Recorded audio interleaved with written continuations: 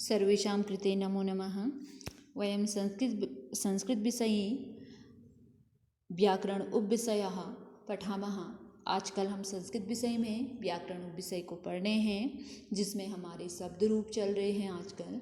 कल हमने उकारांत, ऋकारांत और नपुंसकलिंग शब्द रूप पढ़े थे।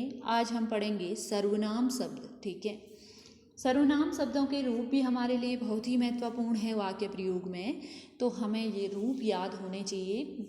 नवम दशम में हमें कम से कम 13-14 रूप जब तक याद नहीं हैं तो हम व्याकरण नहीं कर सकते हैं, क्योंकि हर जगह रूप का बहुत बड़ा स्थान है। क्योंकि वाक्य प्रयोग में भी रूप हमें पूछे जाते हैं, उसमें भी जो भी हम वाक्य प्रयोग करते हैं संस्कृत में, कुछ भी वाक्य लिखते हैं तो वहाँ हमारा जो शब्द रूप, धातु रूप है, इनका बहुत ही महत्वपूर्ण स्थान होता है।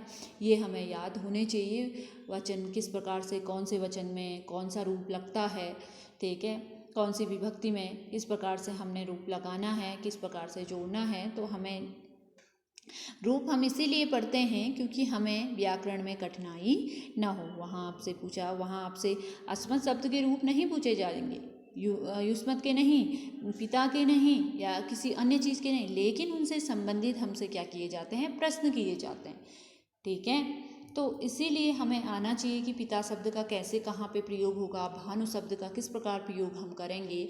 वैसे ही सर्वनाम जो शब्द हैं इसमें हमारे लिए अस्मत्, युष्मत्, कि तत्, किम, इस प्रकार के जो शब्द रूप होते हैं वो बहुत ही महत्वपूर्ण होते हैं। तो आज हम पढ़ेंगे सबसे पहले अस्मत् शब्द। अस्मत् का अर्थ हुआ मैं या हम। ठीक है, तीनों लिंगों में समान, तीनों लिंगों में ये क्या होते हैं, समान होते हैं। ठीक है, पुल्लिंग, स्त्रीलिंग और नपुंसकलिंग, तीनों ही लिंगों में ये रूप क्या होते हैं, एक समान चलते हैं। ठीक है, तो इसमें प्रथमा विभक्ति इस प्रकार होगी, अहम, आवाम, वयम, मैं, हम दो, हम सब। ठीक है, माम, आवाम, अस्मान। द्वितीय विभक्ति चलेगी इसकी, माम, आवाम, अस्मान। तृतीय विभक्ति, जिस प्रकार से हम क्या करते हैं, कर्ता कारक के चिन्ह पढ़ते हैं। कर्ता ने कर्म को, माम मुझको, हम दोनों को और हम सबको।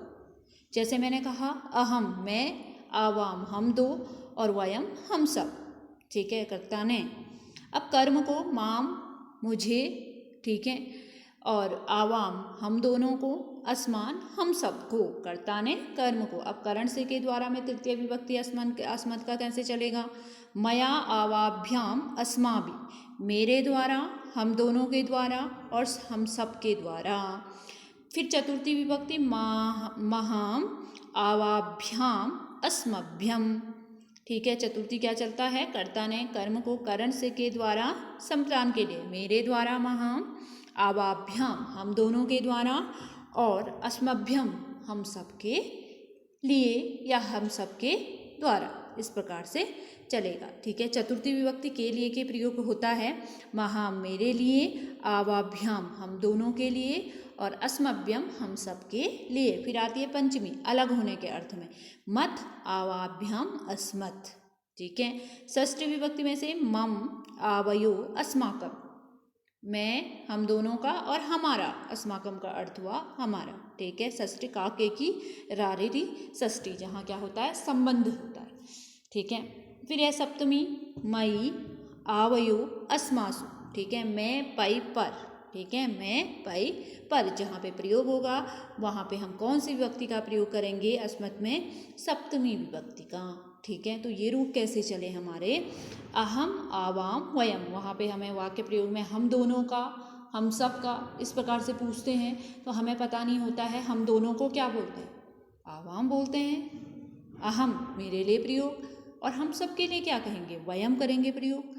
ठीक है, तो इसलिए यहाँ पे रूप भी हमें क्या होने चाहिए, याद होने चाहिए। फिर द्वितीया इसी प्रकार चलेगा, अहम, आवाम, वयम, माम, आवाम, अस्मान, मया, आवाभ्याम, अस्माभि, महाम, आवाभ्याम, अस्मभ्यम, मत, आवाभ्याम, अस्मत्, मम, आवयो, अस्माकम, मयि, आवयो, अस्मासु। ये हमारे अस्मत् शब्द हैं। अब इसी प्रकार से युष्मत् शब्द चलते हैं। युष्मत् शब्द कैसे चलेंगे, युष्मत् का अर्थ पहले जान लो, तू, तुम, युष्मत का अर्थ क्या होता है? तू और तुम। ये कैसे चलते हैं? ये भी तीनों लिंगों में क्या चलते हैं? समान चलते हैं। जैसे प्रथमा विभक्ति में त्वम, युवाम, यूयम, तुम दोनों, तुम सब कह सकते हैं, ठीक है। द्वितीय त्वाम, युवाम, युष्मान, वही कर्ता ने कर्म को जैसे जिस प्रकार से मैंने बताया को का चिन्ह आता है तो वहाँ पे हम त्वाम प्रयोग करेंगे, ठीक है। त्वया, युवाभ्याम, युष्माभि, जहाँ पे फिर कर्ता कारक का तृतीय में कर्ता ने कर्म को करण से के द्वारा जहाँ पे प्रयोग होगा वहाँ पे तृतीय विभक्ति का प्रयोग होगा, त्वया, युवाभ्याम, युष्माभि। फिर चतुर्थी विभक्ति के लिए तुभ्यम, युवाभ्याम, युष्मभ्यम, ठीक है, तुम्हारे लिए, तुम दोनों के लिए और तुम सबके लिए। फिर पंचमी विभक्ति त्वत, युवाभ्याम, युष्मत्, ठीक है। अलग होने के अर्थ में षष्ठी विभक्ति तौ, युवयो, युष्माकम। सप्तमी विभक्ति त्वयि, युवयो, युष्मासु, ठीक है। तो ये विभक्ति अहम, आवाम, वयम इस प्रकार चलते हैं। और युष्मत् शब्द क्या चले?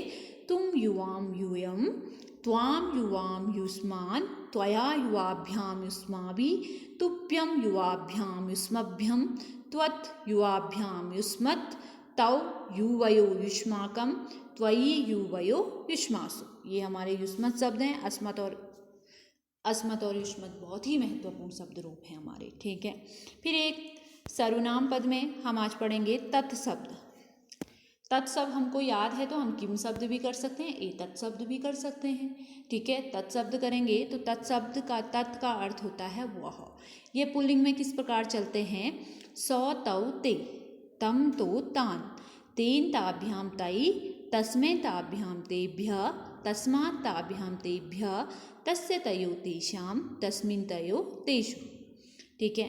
सौ वह, तौ वे दो, ते वे सब, ठीक है। इस प्रकार के प्रयोग होते हैं। अगर वह आया तो हम क्या प्रयोग करेंगे? सौ। वे दो आया तो तौ, वे सब आया तो ते, फिर ये भी कर्ता कारक के चिन्ह के अनुसार इसी प्रकार से, ठीक है। मैंने एक लाइन भी आपको बताई थी, सौ तौ ते तम तो तान। याद करने का तरीका मैंने आपको बताया था। अगर आपको गाना के माध्यम से याद होता है तो मैंने आपको बताया था कि किस प्रकार हम याद करेंगे। शौ तौ ते तम तो तान, तेन, ताभ्याम, तई, तस्मै, ताभ्याम, तेभ्यः, तस्मात्, ताभ्याम, तेभ्यः, तस्य, तयो, तेषां, तस्मिन्, तयो, तेषु, शौ तौ ते तम तो तान। इस प्रकार से भी हम तत्शब्द के याद कर सकते हैं। और ऐसे ही अन्य शब्द भी हैं, क्योंकि हम जब लाई से याद करते हैं तो हमें क्या होता है? जल्दी याद हो जाता है। तो ये पुल्लिंग में चले हमारे। अब स्त्रीलिंग में तत्शब्द कैसे चलेंगे? स्त्रीलिंग में जो चलेंगे हमारे तत्शब्द वह सा, ते, ता। स्त्रीलिंग आए, बालिका को हम क्या कहेंगे? सा कहेंगे, ठीक है। वे दो बालिका हैं तो ते कहेंगे, और बहुत सारी बालिकाएं हैं, महिलाएं हैं तो ता कहेंगे, ताह, ठीक है। फिर ये इस प्रकार से चलेंगे, सा, ते, ताह, ताम, ते, ताह, तया, ताभ्याम, ताभि, तस्ये, ताभ्याम, ताभ्यः, तस्या, ताभ्याम, ताभ्यः, तस्या, तयो, तासाम, तस्याम, तयो, तासु। ये इस प्रकार से चलेंगे हमारे तत् स्त्रीलिंग, ठीक है। अब हमारे आते हैं इसमें नपुंसकलिंग।